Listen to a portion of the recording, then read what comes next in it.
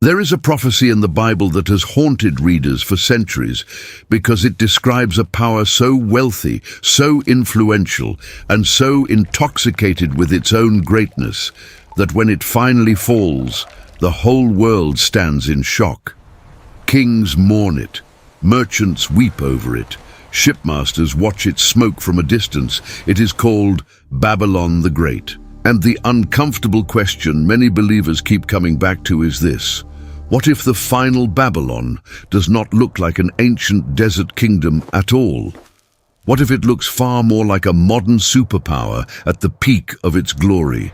That is why this question matters. If America bears the pattern of the last Babylon, then this is not just a conversation about prophecy charts or symbolic speculation. It becomes a warning about national pride, spiritual corruption, moral inversion, economic seduction, and sudden judgment. It becomes a question about whether a nation can rise so high in power that it starts to believe it has risen above accountability. And once a civilization reaches that point, history shows something terrifying. Its greatest danger is no longer outside its borders. It is already inside the walls. The reason so many people connect America to this prophecy starts in Revelation 17 and 18. John describes a mysterious woman called Babylon the Great, seated on many waters, adorned in luxury, intoxicating the nations and entangled with the kings of the earth. Then in Revelation 18 he describes her fall, and the details are startling. This is not just a local city collapse. This is a center of global commerce, desire, influence, and excess. The merchants of the earth grow rich through her abundance. The nations are affected by her spiritual corruption, and when judgment comes, it comes with terrifying speed. In 1 hour is the repeated shock of the passage. That kind of language forces a serious question. What kind of power in the last days could collapse and send economic and psychological shockwaves through the entire world? For many, the answer cannot be ignored. America has held a level of global reach that few empires in history ever touched. Its currency, markets, military reach, entertainment, technology, finance, and cultural exports have shaped the desires and habits of nations across the earth. Even people who hate America often live inside systems America helped build. That is what makes the comparison so disturbing. Revelation's Babylon is not described merely as strong. It is described as seductive. It does not dominate by force alone. It attracts, it sells, it glamorizes. It convinces the world to join in. That is where the prophecy starts to feel less abstract. Babylon in Revelation is not just about military power, it is about spiritual intoxication. The image is not simply of armies conquering land. It is of a corrupt civilization, teaching the nations what to love, what to celebrate, what to normalize, and what to worship. That should make every serious Bible reader stop. Because if there is one thing America has exported with extraordinary effectiveness, it is not only products, music, movies, platforms, and politics. It is a worldview. It has projected a vision of freedom, detached from holiness, prosperity detached from gratitude, pleasure detached from restraint, and identity detached from truth. Whether someone agrees with every part of that statement or not, the pattern is difficult to dismiss. Then the prophecy becomes even sharper when you place it next to Jeremiah 50 and 51. In those chapters, ancient Babylon is condemned as a proud power dwelling by many waters, abundant in treasures, confident in itself, and ripe for divine judgment. Yes, Jeremiah was speaking to historical Babylon, but Revelation deliberately revives Babylon's imagery and applies it to a final end-time reality. That means the old empire becomes a prophetic template. The final Babylon may not be ancient, Babylon rebuilt in a simple sense. It may be a latter-day embodiment of the same spirit, arrogant, wealthy, idolatrous, oppressive, and convinced it will never be brought low. Listen to the attitude Revelation gives her. I sit as a queen, and shall see no sorrow. That is not just ancient language. That is the voice of a civilization that has confused success with innocence. It is the confidence of a power that believes its wealth proves its legitimacy. And if we are honest, that attitude sounds painfully familiar. America has often spoken about itself not merely as a nation among nations, but as a near-messianic force in history, a self-justifying empire of destiny, innovation, security, and exceptionalism. There is a difference between gratitude for blessing and faith in national invincibility. One humbles a people before God, the other blinds them before judgment. Revelation 18 also spends remarkable time describing trade, cargo, luxury goods, and the grief of merchants when Babylon falls. That detail matters. God could have described final judgment in purely political language, but instead he exposes an economy of desire. Babylon is not only evil because it is powerful. Babylon is evil because it turns appetite into a system. It monetizes lust, vanity, exploitation, and excess. It makes decadence scalable. It teaches people to consume without conscience and worship comfort as if comfort were salvation. The world does not only fear Babylon, the world profits from Babylon. Now ask yourself, which kind of nation best fits that picture in the modern age?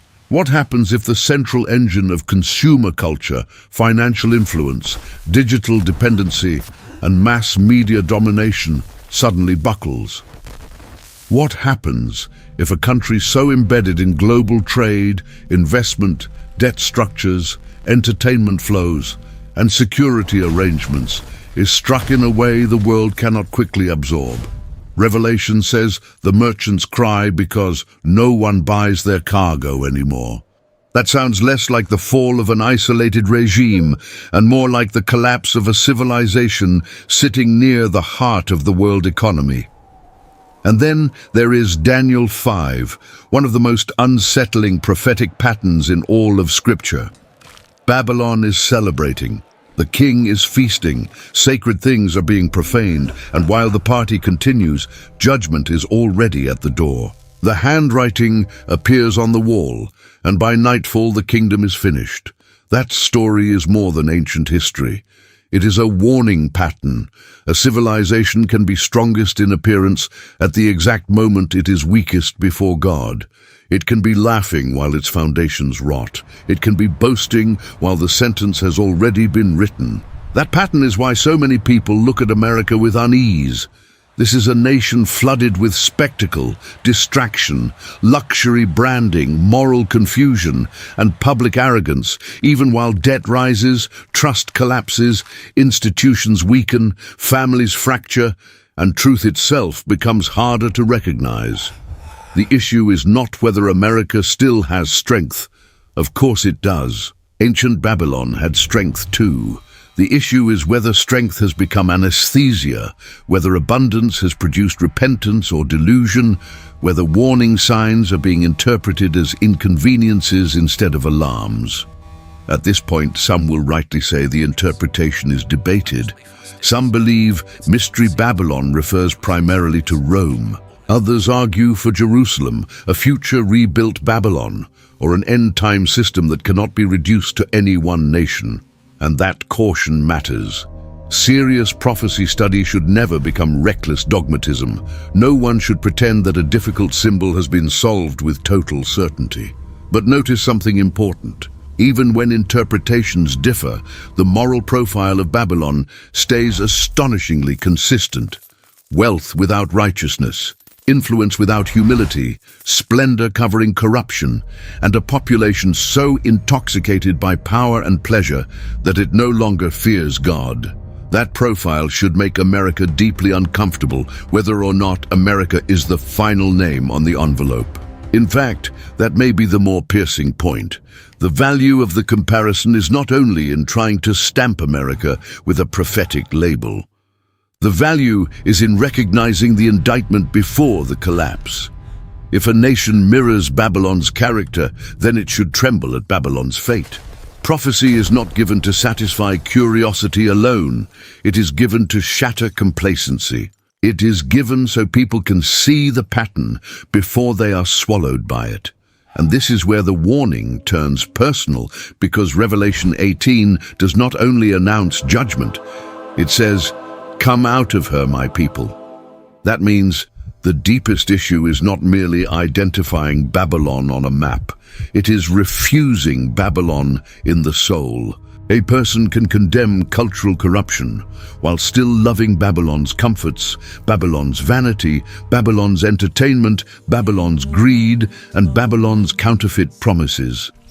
A church can preach truth on Sunday and still be spiritually seduced by the exact system it claims to oppose. If America resembles the last Babylon, then the warning is not just for Washington, Wall Street, Hollywood, Silicon Valley, or the halls of power.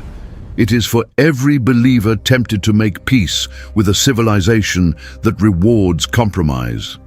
This is also where the beast system connection becomes impossible to ignore. In Revelation, Babylon is not floating alone. She is tied to a larger structure of power, control, and rebellion against God. That means the final Babylon may be more than one city or one flag. It may be the cultural and economic face of a global system preparing the world for deeper submission. And if that is true, then America may not need to fulfill every symbol by itself to play a central role. It could be the loudest amplifier of the spirit of Babylon, the most influential architect of its desires, the most persuasive salesman of its illusions, and one of the key roads by which the world is prepared for what comes next. That possibility should sober anyone who still thinks prophecy is just about ancient symbols and distant events. The last Babylon would not simply be evil in obvious ways. It would be admired, envied, imitated, defended. People would call its darkness freedom and its excess blessing. They would treat its moral confusion as progress and its rebellion as enlightenment. That is what makes Babylon so dangerous. It does not always frighten the world. Often it fascinates the world first. And maybe that is the strongest reason this prophecy keeps pointing people toward America. Not because every verse can be forced into a headline, and not because every symbol is settled beyond debate, but because the spiritual pattern is so unnervingly close. A nation of immense wealth, a center of global influence, a producer of luxury, imagery, and desire, a power entangled with the rulers and merchants of the earth, a civilization marked by pride, intoxication, and the assumption that judgment is for other people. Whether symbolic or literal, the resemblance is hard to wave away. The terrifying thing about Babylon is not only that it falls, it is that it does not believe it can fall until the hour has come. That is the danger of all great powers, and it may be the danger of America above all. When a nation stops asking whether it is righteous and asks only whether it is strong, the countdown may already be underway. When a people use blessing as proof they no longer need repentance, the handwriting may already be on the wall. And when a civilization exports rebellion to the nations while still calling itself chosen, the prophets are no longer whispering, they are warning. So does the prophecy of Babylon make America look like the final Babylon of Scripture? Many believe the parallels are too strong to ignore. Others remain cautious, but one thing is certain. If America is walking in Babylon's pattern, then America should expect Babylon's end unless it turns. And if the church is living comfortably inside that pattern, then the church has heard the warning already. The question is not whether the smoke has risen yet. The question is whether we can still read the signs before it does. If this kind of prophetic investigation is exactly why you watch Pilgrim of Shadows, subscribe, leave your thoughts below, and keep going with the next video.